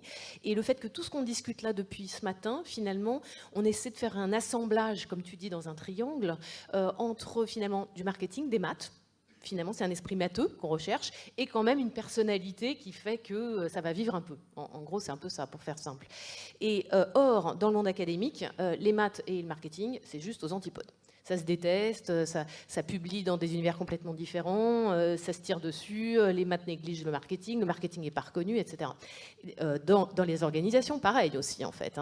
Puis, il y a des départements informatiques, statistiques ou autres qui sont souvent, alors quoique le CRM peut aider un peu, qui sont souvent complètement déconnectés. Donc le challenge du recrutement, je pense que nous, on fait ce qu'on peut, comme ce qui a été décrit là, et c'est vrai, c'est pas idéal, mais c'est déjà pas mal, d'essayer de former nos gens, d'accompagner, de les mélanger, de créer un dialogue entre des individus qui naturellement n'ont pas la même manière de s'exprimer ni de réfléchir d'ailleurs.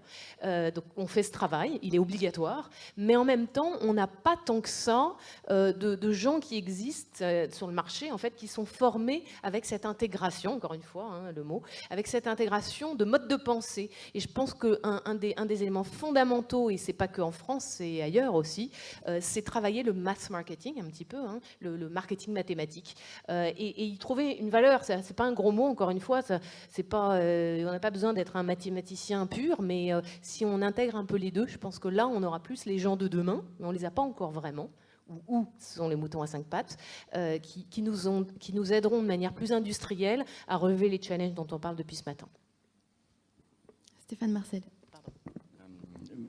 Pour aller dans le même sens que toi et pour compléter, c'est vrai que même si on parle beaucoup de chiffres, de techniques, de modèles ce matin, il ne faut pas oublier que notre industrie, elle n'a qu'une seule mission, c'est aider des entreprises à se développer et à croître. De ce point de vue-là, le gap, il se fait entre les mathématiciens dont tu parlais et que l'on voit de moins en moins dans nos sociétés et les dialogues que nous pouvons avoir avec des gens de marketing qui ont des problèmes de marketing et avec des intermédiaires qui sont en général les sociétés d'études ou les services études ou les consumer insights selon les organisations. Le gros enjeu, c'est ce que l'on essaie de faire chez Kantar et TNS, c'est de recruter des gens qui viennent du marketing et qui savent parler couramment le retail, la relation client, l'innovation, la communication, tout autant, si ce n'est plus, que les études, les stats, les coefficients de corrélation et ces choses-là. Aujourd'hui, on a beaucoup dérivé vers l'analyse systémique et on est revenu vers un élément assez fondamental qui sont les piliers de nos métiers. On a beaucoup parlé de mathématiciens, de storytellers, etc. On a besoin de sociologues, on a besoin de gens qui comprennent les individus dans leur intimité, dans leur chair. Et puis surtout, face à la complexité des situations et des problématiques que nous avons et que les entreprises ont à gérer, ce dont on n'a pas assez parlé, c'est de l'intelligence collective. Parce que bien évidemment, les moutons à 5 pattes ne courent pas les rues, même dans les très grands prés. Du coup, un des enjeux, que ce soit dans les organisations ou dans les manières de travailler avec nos clients, il y a un enjeu important qui est celui de l'intégration de plusieurs sources de données et d'informations, tu le mentionnais. Comprendre des phénomènes aussi complexes que l'achat dans le monde dans lequel nous vivons, ça nécessite de faire parler des données. Et chez Kantar, chez TNS, il y a des programmes autour de la big data, autour de systèmes qui intègrent des modèles de mix modeling extrêmement compliqués. Mais cela se fait aussi autour de phénomènes collectifs. C'est très difficile de connaître des gens très forts pour parler du marché de la bière en Asie. Et c'est des demandes que nous pouvons avoir dans des sociétés internationales comme les nôtres. Et puis des gens qui sont des très bons stateux. Et de ce point de vue-là, je pense qu'un des gros challenges pour nous, c'est de mêler des choses qui ont à voir avec les profils, les organisations et la capacité à mobiliser sur un projet donné différentes formes d'expertise. Et ces expertises, elles peuvent être très différentes selon les cas et les situations. C'est ce qui fait que de ce point de vue-là, les sociétés avec des larges scopes d'intervention au-delà de la grande consommation et puis des experts dans différents univers, marchés, pays, ont une chance par rapport à certaines sociétés qui ont, par nature, des logiques beaucoup plus centrées et spécialisées. Donc moi, je voulais insister sur deux dimensions. La dimension marketing, et là, je te rejoins. Gros challenge pour nous de recruter et de former nos équipes à des problématiques marketing qui sont la fin de ce que l'on délivre, puisque nous sommes là juste pour aider des entreprises à développer leur business, je vais le dire comme ça. Et puis, de l'intelligence collective face à la quête éperdue, infinie, des moutons à au moins 5 pattes, je dis bien au moins, qui n'existent pas et qui n'existeront jamais. Alors, puisque vous avez le micro, je vous propose de le garder. J'aimerais bien, à moins que Hélène Zénou, vous vouliez dire quelque chose sur le sujet. J'aimerais bien qu'on aborde le sujet des outils assez innovants. Et j'ai une question pour vous, Stéphane Marcel. Est-ce que vous pouvez nous parler de cet outil que vous avez mis en place qui s'appelle le Pulse, en lien avec Twitter? Oui, je veux bien vous en parler. Merci. Le Pulse, c'est quelque chose que l'on a mis en place à l'occasion de l'élection présidentielle, avec une petite société qui s'appelle Vigiglobe, petite société innovante. Hier, on évoquait les manières d'innover, la nécessité d'innover dans le monde des études. Et puis, il y a énormément de sociétés qui innovent de l'intérieur, et il y en a de plus en plus, nous en faisons partie, qui innovent en s'appuyant sur des petites sociétés qui elles-mêmes ont développé des savoir-faire, des techniques, des objets, des choses qui vont nous être utiles. Vigiglobe, c'est une société qui a inventé quelque chose de très très simple. Ils dérivent Twitter. Ils prennent l'information, ils la codifient, ils l'indexent, ils l'arrangent et puis ils la présentent. Pour l'élection présidentielle, on leur a demandé de dériver pour nous tout ce qu'ils se disaient sur tous les candidats à l'élection présidentielle. Ça donne un outil extrêmement simple où on voit le nombre de tweets pour chacun des candidats et ça bouge. On voit aussi les éléments positifs, négatifs ou neutres codés par des machines. Je reviendrai à la question des individus, pour voir si la tonalité générale est plutôt positive ou négative. Alors, ça répond à un challenge de valeur, au moment où je vous parle et dans la présidentielle, qui est celui de l'immédiateté.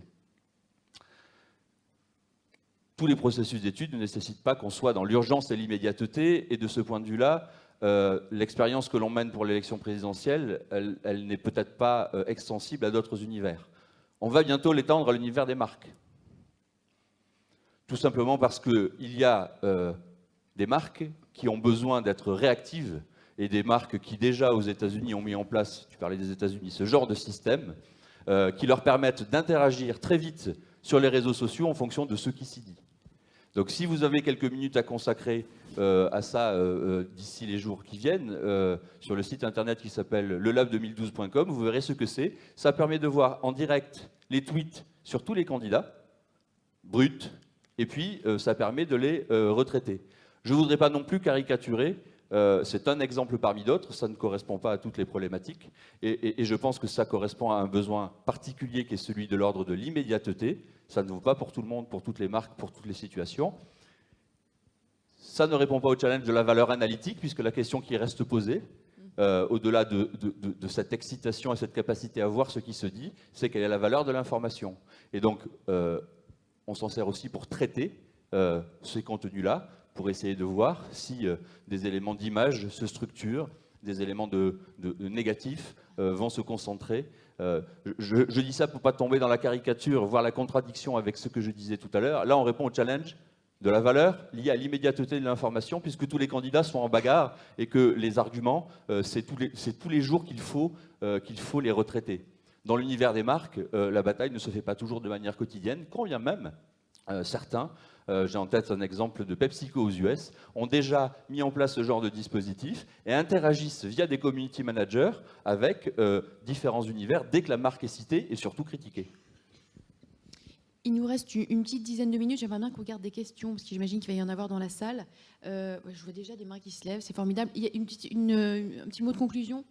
C'était juste par rapport pour rebondir sur Twitter. Là. Vous prenez en compte, je parlais des biais de sélection tout à l'heure, là il y en a un énorme. C'est pris en compte? Ouais. Oui, c'est pris en compte parce que ce dont on parle, c'est qu'on n'a pas de vocation à généraliser ce qui se dit sur Twitter à l'ensemble de la population. Il y a un mot qu'on n'a pas utilisé aujourd'hui, c'est la représentativité ou l'extrapolation. Je vais juste dire que ça ne vaut que parce que Twitter est un média très particulier qui est animé par des gens extrêmement impliqués, notamment dans l'univers politique, des leaders d'opinion. Ça ne vaut pas pour ma grand-mère qui habite à Nîmes et qui n'est pas sur Twitter. Donc je suis juste en train de dire que la valeur, elle est liée et à l'immédiateté et à la cible. Twitter, c'est un média, donc ce qui nous intéresse, c'est de savoir ce qui est véhiculé sur ce média, et d'autre part, pas d'extrapolation. Ce qui est dit là, point final. Je pense que c'est important, les points qu'on a échangés sont importants. Si je resitue la perspective du côté annonceur, notre travail à nous, justement, c'est de se placer un peu en garde-fou par rapport à ces questions, et de mettre, non pas de juger si c'est bien ou mal, mais plutôt de donner une perspective éclairée à nos commanditaires, à nos managers qui sont soumis à ces informations-là et qui nous posent la question de savoir comment on va interpréter ça pour la prise de décision. Le travail de l'homme d'étude, en tout cas ce qu'on essaie de faire chez Google, c'est ça. C'est aujourd'hui de fournir des éléments qui viennent expliciter si une donnée est vraiment valide pour une prise de décision. Donc c'est important de remettre ça. Et je pense que ça va nous remettre de plus en plus dans cette fonction-là qui nécessite, comme l'a dit Pascal, de la formation, de la pédagogie et puis de l'expertise. Je voudrais juste rajouter. On ne peut pas vous arrêter. Non, mais un tout petit truc. Tout ça, c'est vrai. Il y a un déploiement de tous ces types de méthodes qui existent. Il y en a beaucoup aux États-Unis, on commence à en avoir pas mal en Europe, etc. C'est indispensable. L'immédiateté, on est obligé de collecter aussi de l'information dans le sens de l'immédiateté. Mais tout ça, c'est ce qu'on collecte en fait directement du web sans poser de questions aux gens. Et il y a aussi quand même tout un pan, qui est quand même encore une très grande partie du métier des études, qui est poser des questions aux gens. Et quand on pose des questions aux gens, je pense que je lance, mais on ne va pas lancer un débat là-dessus, mais si vous venez à notre atelier GFK, vous aurez une partie de la réponse. Puisque tu as été très commercial, je me permets de lancer cet appel. Eh bien, le truc qu'il faut quand même qu'on réfléchisse sérieusement, c'est juste ce qu'on mesure dans les questionnaires aujourd'hui, c'est juste aux antipodes de tout ce qu'on vient de discuter ce matin. Quand on pose des questions, est-ce que vous aimez la marque? Est-ce que vous connaissez la marque? Est-ce que vous avez envie de l'acheter? Et qu'on se dit que pour acheter une marque, il faut d'abord la connaître, il faut l'aimer, et puis il faut pouvoir en parler, et puis ensuite on va peut-être l'acheter. Ce qu'on appelait classiquement le modèle AIDA, il est complètement dépassé. Tout ce qu'on a discuté aujourd'hui, c'est un phénomène qui est complètement différent du processus séquentiel dans lequel on était dans le marketing des années 80 et qui est encore le reflet de nos questionnaires. Donc je voudrais juste lancer cette idée. J'ai plein de choses à dire dessus, mais on n'a pas le temps et on passe aux questions. Mais je pense que c'est un des débats fondamentaux parce que ça occupe encore 80% de notre business études. Merci. Alors, les questions. Il y a une dame blonde devant moi qui lève la main depuis plusieurs minutes. En fait, vous avez un micro? On a déjà des micros. Ah. Le premier micro, la première question est là-bas. Ah, la première question est là-bas. Bon, bah, on ne vous oubliera pas après. Alors, oui, bonjour. Est-ce que vous pouvez peut-être vous lever et vous présenter, oui. vous et votre entreprise? Oui, donc bonjour, je suis Laure Foulon, je suis responsable de la mesure d'efficacité des actions marketing chez Coca-Cola.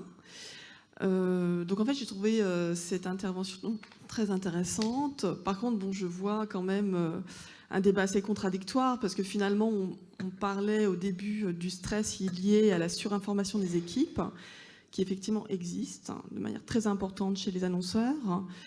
Et puis l'intérêt, bien évidemment, commercial de vendre des études pour les instituts.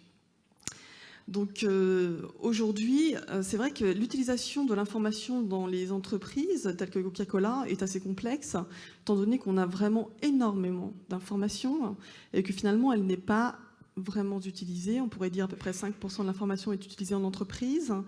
Et je dirais même qu'il y a vraiment presque un effet défensif des équipes qui est qu'ils utilisent l'information pour répondre à une question immédiate, bon, à 2-3 mois, et qu'ils l'oublient immédiatement.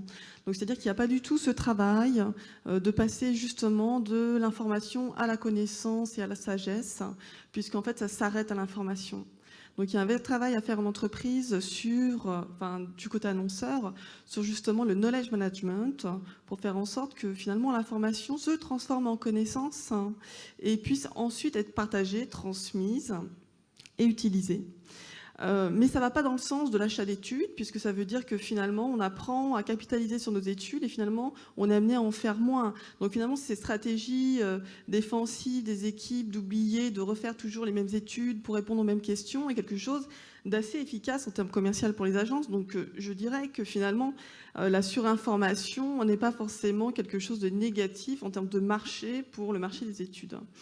Donc moi, d'un point de vue annonceur, j'irais effectivement vers la réduction des sources d'information, trouver finalement une source d'information que j'irais plutôt chercher chez des Nielsen, chez des Kantar ou finalement dans d'autres entreprises, mais qui ont finalement une information extrêmement riche et large qu'on puisse après restructurer et finalement arriver à expliquer. Alors après, effectivement, il y a aussi des méthodes d'enquête qui sont quand même encore utiles quand même aujourd'hui, mais construites de manière en fait à les rendre pérennes dans le temps et voilà, et à construire de l'intelligence.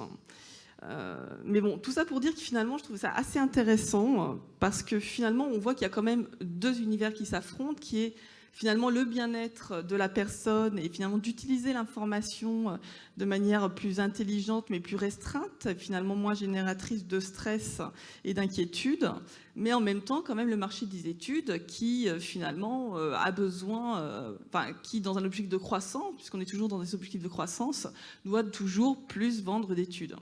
Voilà. Merci beaucoup. Alors une petite réaction ? Une petite réaction, vous avez beaucoup parlé pendant cette table ronde du terme temps. Et on n'a pas pu entrer dans le détail parce que l'intervention était courte, mais on sait que le ressenti de la surcharge informationnelle est corrélé, le sentiment de surcharge est corrélé à la fois à la surcharge d'activité des managers, qui est ressentie par plus de la majorité des managers, et aussi au sentiment d'urgence. Et donc, on a parlé beaucoup de temps, mais il est clair que l'information en tant que telle, c'est un plaisir, et je crois qu'on est tous d'accord pour le partager, sauf quand on est contraint en termes de temps, et que de plus en plus on l'est, à savoir que l'urgence, qui était traditionnellement l'exception, est en train de devenir de plus en plus dans les entreprises aujourd'hui la règle. Et qu'on est tous confrontés quotidiennement à ça. On connaît tous les maîtres mots de l'urgence, qui sont accélération du changement, proactivité, réactivité, je vous en passe, et des meilleurs, qui montrent bien à quel point on est confronté à cet impératif de temps, et en même temps aux outils de l'accélération du temps aussi, avec voilà, la disponibilité permanente, la joignabilité permanente que permettent les nouvelles technologies aujourd'hui. Donc cette souffrance par rapport à la surcharge informationnelle, elle est à mettre en perspective avec cette question du temps à laquelle on est tous confrontés par rapport à nos activités quotidiennes. Et puis simplement, je voulais également dire que la surcharge informationnelle, il faut aussi être conscient qu'elle est surtout, et elle est de plus en plus, et surtout communicationnelle. On le voit avec le courrier électronique. Effectivement, on est tous confrontés à ces chaînes de mails où on envoie à 25 personnes, lesquelles renvoient à 40. Ensuite, tout le monde répond, et donc elle est essentiellement communicationnelle.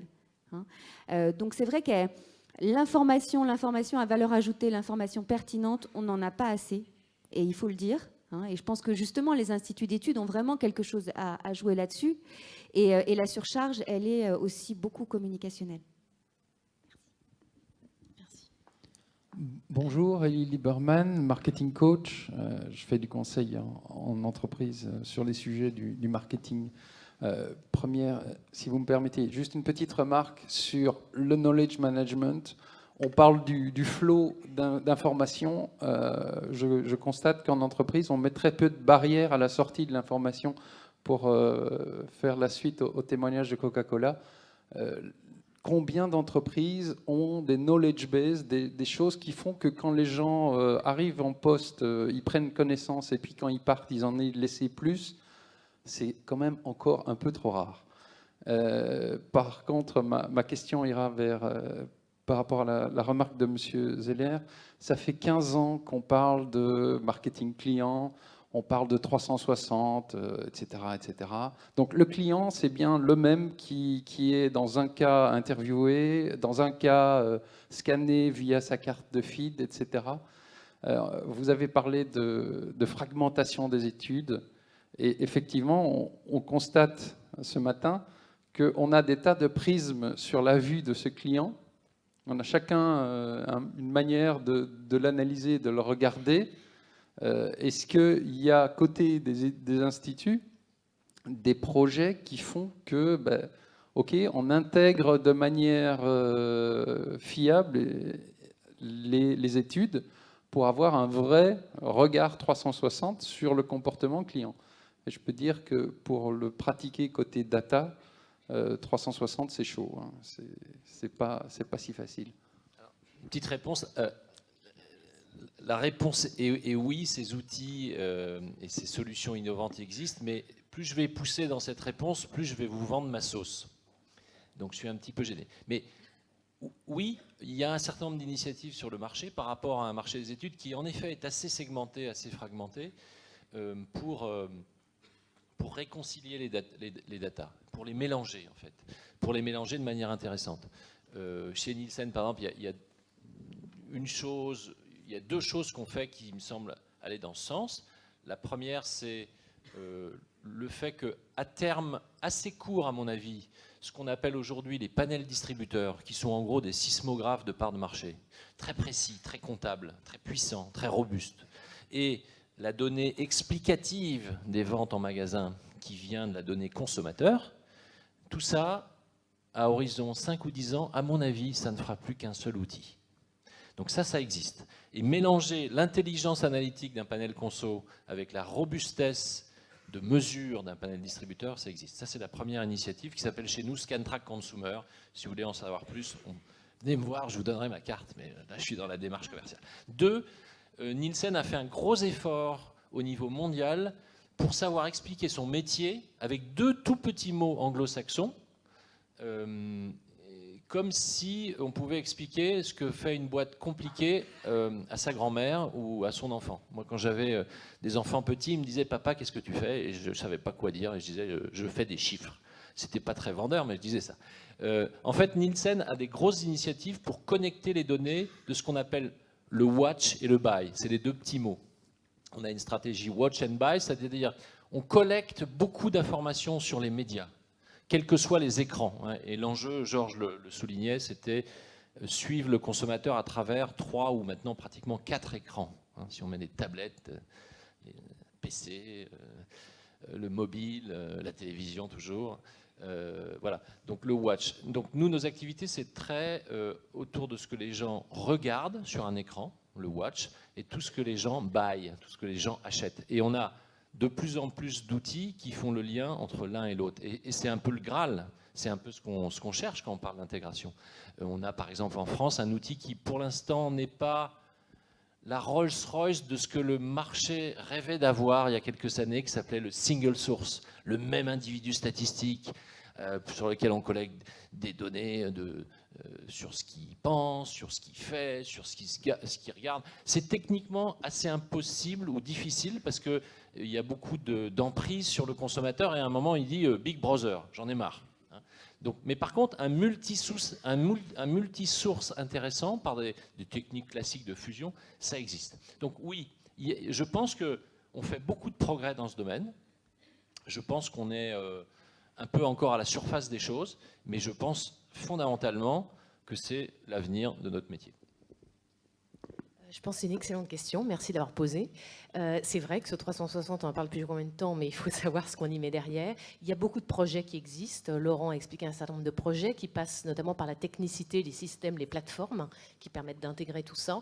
Je vais encore rebondir sur l'organisation, parce que pour arriver à désiloer, je ne sais pas comment on dit, toute cette fragmentation d'études, il faut aussi forcer des choses qui ne sont pas naturelles dans nos organisations, mais également chez les annonceurs. Et pour vous donner 2 exemples pour illustrer ça, qui est un peu le reflet de projets GFK, et je suis persuadée que l'industrie réfléchit aussi dans ce sens-là, chacun avec ses moyens et ses ressources. GFK est un groupe international qui a en gros des panels d'un côté et des études ad hoc de l'autre. Eh bien, au lieu d'appeler ça panel et ad hoc, on vient de rebaptiser ça Consumer Choices, donc je reprends des termes anglais, et Consumer Experiences. Ça dit beaucoup parce qu'on essaie par les mots de travailler l'intégration dans la manière de réfléchir des solutions pour les clients et pas juste des business models complètement séparés. Alors ensuite, il y a tout un projet derrière, parce que forcément, ça ne se fait pas juste en mettant 2 mots, mais c'est énorme sur la volonté d'intégration et sur la volonté explicative de meilleure qualité des phénomènes. Et un deuxième élément, à l'intérieur des études ad hoc, vous avez encore des silos, et je vous donne un autre exemple, un silo typique qui est, on fait classiquement les études de marque d'un côté, avec des équipes qui ont l'habitude de faire des études de marque, sur la marque, et on fait classiquement des études de satisfaction de l'autre, avec des équipes qui sont plus dans la qualité, qui sont plus dans l'engineering, qui sont plus dans la mesure de satisfaction. Et ces gens-là, à part ce que disait Pascal tout à l'heure, puisqu'elle mentionnait effectivement le fait de mêler de la marque et de la satisfaction, très souvent, la plupart du temps, dans 98% des cas, on a des clients qui nous demandent d'avoir des experts de la satisfaction et des clients qui nous demandent d'avoir des experts de la marque. Donc on développe des expertises de la marque et on développe des expertises de la satisfaction. Or, la réalité du 360, c'est parler avec le customer centricity dont tous les PDG ont envie de manière terrible. Et bien, c'est quoi cette envie? Ça veut dire quand même il faut qu'elle se traduise par la compréhension d'un bonhomme ou d'une bonne femme qui à la fois peuvent être satisfaits du service ou de l'environnement et en même temps qui ont une image, qui en ont parlé, et donc finalement le travail sur la marque et le travail sur la satisfaction, ça devrait aller ensemble si on veut construire de la valeur plus prédictive et qu'on va pouvoir diffuser derrière. Donc si on veut vraiment aller dans le sens du 360, vraiment, ça veut dire qu'il faut aussi casser les barrières de la manière de faire les études de satisfaction, de la manière de faire les études de marque, et casser les barrières des gens aussi, des cultures et des mesures. Eh bien, ça, il faut le faire. Vous avez parlé de projet, en effet, c'est pas fait. Donc, on est toujours dans... c'est vrai, il y a un gap entre ce qu'on dit du 360 et la réalité du 360, dont on s'approche progressivement, c'est de mieux en mieux. Mais je pense que la vérité, c'est vraiment arriver à mettre le doigt sur là où il faut casser des barrières et revoir en profondeur les mesures et les manières de communiquer. Et donc, les gens, on revient là-dessus. Et chez GFK, on a un grand projet là-dessus, effectivement, qui touche aussi l'organisation. Stéphane Marcel, mais très rapidement, est-ce qu'on a d'autres questions? Très rapidement, je ne vais pas faire le cadre commercial, dire que c'est une question fondamentale, mais que la difficulté que nous avons au titre de l'industrie, c'est de répondre à tous les secteurs qui sont représentés dans la salle. Laurent va répondre très bien dans l'univers de la grande conso alimentaire. GFK, dans certains pays, va répondre très bien dans l'univers des durables. Aujourd'hui, une des difficultés, c'est d'avoir en tête que notre quête est perdue des raisons qui font que le consommateur achète. Dans un monde où le online et le offline s'interpénètrent. Georges insistait sur la particularité de traquer des comportements online, mais avec des consommateurs qui parfois font une partie de leur chemin online et vont acheter offline. Donc on a une difficulté croissante, des univers extrêmement différents. Acheter une voiture, ce n'est pas la même chose qu'acheter un petit pot de yaourt ou des petits pois. Donc du coup, des modèles d'achat et de comportements d'achat extrêmement différents. Aujourd'hui, il faut avoir l'honnêteté de dire que tous les grands opérateurs ont des initiatives, chez Kantar, chez TNS, il y en a aussi, désolé pour le commerce, mais que le Graal, peu de gens sont à même d'y répondre véritablement. Ça nécessite des investissements humains, technologiques, des convergences d'outils, des gens, des cerveaux, on y revient, des investissements conséquents. Et puis j'y reviens, Hélène insistait, ce n'est qu'une partie des enjeux de notre industrie. On a beaucoup parlé de systèmes et de modèles. Une des parties importante de notre industrie, c'est d'aider les entreprises à croître, et ça ne passe pas uniquement par la nécessité de comprendre pourquoi on achète, c'est par exemple être très fort dans les processus d'accompagnement en matière d'innovation pour aider les entreprises à mettre sur le marché des produits qui vont se vendre très bien. Et ça renvoie à d'autres univers d'études dont on n'a pas le temps de parler aujourd'hui, Hélène l'avait mentionné, c'est cet univers des études ad hoc qui convergent de plus en plus avec l'univers des panels et des systèmes syndiqués. Et puis il y a un univers très, très large qui est celui des études qualitatives, qui est un autre élément qui est là pour nous aider à accompagner les entreprises dans leur dynamique de croissance. Et bien évidemment, ce sont des choses que l'on peut traiter via ces dispositifs-là, auxquels les grands dispositifs systémiques dont on parlait ne peuvent pas répondre. Je disais ça pour ne pas répondre, pour ne pas résumer le champ des études uniquement à cette partie-là, quand bien même c'est une partie très importante pour vous, monsieur le mentionné, et pour toutes les entreprises qui sont présentes dans la salle. Est-ce qu'il y a encore d'autres questions? Oui. Bon, on en a un petit peu... Vous pouvez vous présenter, s'il vous plaît? Oui, bonjour, je suis Victoria Appel de chez Kantar. Et en fait, je m'occupe d'une cellule qui s'appelle Catalyst. Et je m'occupe en fait de faire collaborer l'ensemble des entreprises du groupe, mais aussi collaborer avec des sociétés externes et avec les annonceurs. Donc je pense qu'il y avait des questions d'annonceurs de temps. On n'a pas le temps d'intégrer la donnée, on s'en sert qu'une ou deux fois par an. Ça, c'est typiquement des outils qu'on doit mettre en place de collaboration ensemble pour arriver à digérer l'information et arriver à vraiment de la connaissance. Donc c'est travailler en amont et en continu avec les annonceurs dans le cadre de sessions animées pour bien comprendre les problématiques et comment utiliser les données, d'une part. L'intégration, c'est certainement aujourd'hui un sujet. Tout le monde en veut, mais est-ce que les entreprises aujourd'hui sont vraiment prêtes à investir dans l'intégration? C'est un point d'interrogation important parce qu'elles ont leurs anciennes façons de fonctionner. Donc on est je pense dans un moment de tension à gérer au sein des entreprises. Et puis, je pense, troisièmement, il y avait aussi une question qui me semblait vraiment importante, qu'on a un peu adressée, mais pas vraiment, qui est la donnée attitudinale. En quoi est-ce qu'elle apporte de la valeur ajoutée par rapport à de la donnée comportementale?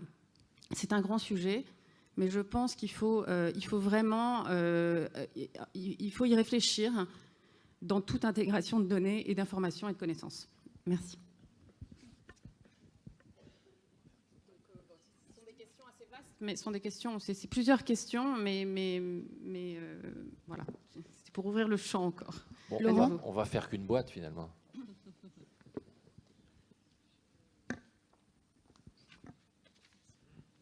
Alors, il y a une question juste devant. Oui, allez-y. Bonjour, Sandrine Avenier, Informatica. Donc, on est un éditeur de logiciels pour l'intégration et la gestion des données. Donc, le big data, on connaît bien. Et ma question, par contre, s'adresse à Georges Mao, puisque on connaît bien aussi l'entreprise Google et tous les services qu'elle peut proposer, notamment en termes de mobilité. Est-ce que dans vos études, vous commencez déjà à appréhender ce côté géolocalisation par notamment les mobiles propres, c'est-à-dire la reconnaissance du consommateur à proximité de tel magasin versus toutes les données qu'il a laissées sur les réseaux sociaux ou d'autres informations tirées des différentes études des panélistes. Et je voulais savoir, voilà, cet aspect un petit peu plus connaissance de proximité du client. Je vais parler au titre des études parce que je ne travaille pas à l'analyse des données internes. C'est un monde qui est un peu pour l'instant séparé. Dans le cadre des études et en relation avec des prestataires et des instituts externes, on s'intéresse à ces phénomènes. Ça fait partie du troisième thème que j'ai évoqué. La notion de géolocalisation, c'est une notion compliquée qui touche à la fois à la complexité technique de la mesurer. La capacité aujourd'hui technique pourrait exister, mais elle se double d'une deuxième particularité, c'est que, en tout cas sur les approches qu'on a commencé à regarder, c'est que les aspects de respect de la vie privée, et notamment la position des législateurs, y compris vis-à-vis des systèmes techniques qui les mesurent, est extrêmement aujourd'hui prudente. Et donc on se doit de respecter ça, bien évidemment. Et pour l'instant, on a peu d'informations, pour être tout à fait franc, sur les croisements d'informations géolocalisées pouvant résulter de l'usage du mobile. Voilà. Essentiellement, pour l'instant, pour des critères qui touchent au respect des régulations qui sont en cours et des lois qui sont pratiquées. La technique existe, mais le frein qui est porté aujourd'hui, c'est est-ce qu'on souhaite aujourd'hui utiliser cette donnée à des fins de pouvoir exploiter le raffinement marketing. Pour l'instant, le régulateur a plutôt tendance à vouloir freiner cette utilisation-là. Et donc, dans ce cadre-là, on se doit de le respecter.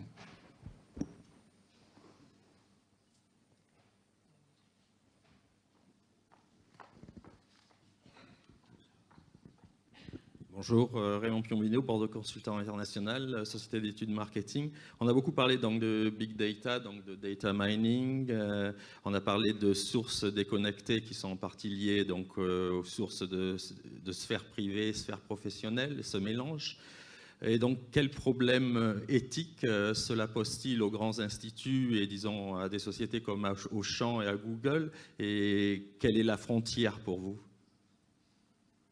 entre ce qui est éthique et non éthique? C'est une question compliquée. Non, je ne prétends pas pouvoir y répondre. Je ferai une réponse très, très, très basique. Si on prend le cadre stricto sensus des études, il me semble qu'il y a aujourd'hui des conventions et des pratiques, et des bonnes pratiques qui ont été édictées depuis de nombreuses années. Il y a un code qui, en particulier, détermine strictement la délimitation entre les activités et les données dites de marketing direct et celles qui sont opérées à des fins d'études. Et je pense que cette distinction-là, elle reste encore très valable et tout à fait applicable. Et il faut absolument, quand on est dans le champ des études, s'appliquer à ne pas la mêler. Donc c'est aussi une complication qui rejoint la question de Madame tout à l'heure, en tout cas de mon point de vue, qui est qu'on va avoir aussi beaucoup de challenges dans les années qui viennent à bien dissocier ce qui est une donnée marketing d'exploitation et une donnée d'analyse. Il y a quand même pas mal de législation derrière. Quand même, l'Union européenne s'y penche sérieusement depuis quelque temps. C'est assez évolutif et il y a quand même une responsabilité éthique de l'ensemble de l'industrie études d'être très proche de l'évolution de ces législations.